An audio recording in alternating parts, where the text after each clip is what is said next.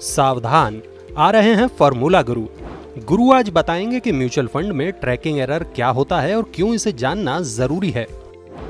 आमतौर पर mutual fund निवेशक ये मानते हैं कि पैसिव फंड या ईटीएफ का प्रदर्शन उनके बेंचमार्क इंडेक्स के अनुरूप होता है और इनमें जोखिम नहीं होता, लेकिन ऐसा नहीं है। इस बात को बेहतर तरीके से समझने के लिए ही ट्रैकिंग एरर को समझना जरूरी है।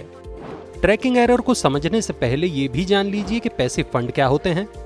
पैसिव फंड उन म्यूचुअल फंड्स को कहा जाता है जो किसी इंडेक्स में निवेश करते हैं। उदाहरण से ऐसे समझ लीजिए कि अगर कोई इंडेक्स फंड सेंसेक्स पर आधारित है तो फंड का पूरा पैसा सेंसेक्स की 30 कंपनियों में ठीक उसी अनुपात में निवेशित होगा जितना वेटेज उसके सेंसेक्स में है। अगर ये काम ठीक तरह से हुआ तो फंड का रिटर्न भी सेंसेक्स के रिटर्न के बराबर होगा। अब समझिए ट्रैकिंग एरर।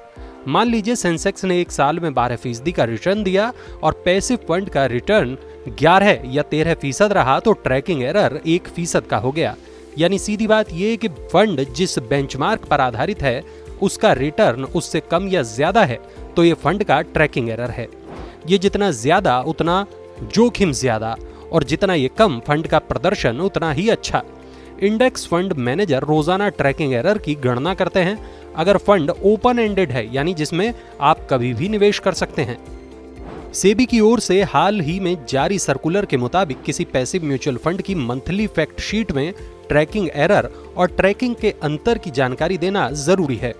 ये जानकारी फंड के प्रदर्शन को तो दिखाती ही है, साथ ही निवेशकों को फंड को बेहतर फंड से समझने में भी मदद करती है।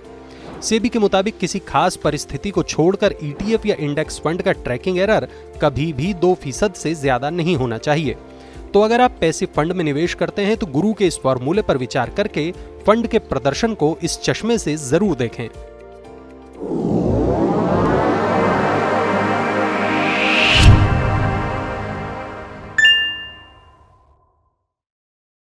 क्या आपका म्यूचुअल फंड सही है? फिर क्यों नहीं हो रही कमाई? जानिए मेरे साथ म्यूचुअल फंड सेंट्रल में सिर्फ मनी 9 पर। अभी डाउनलोड करें।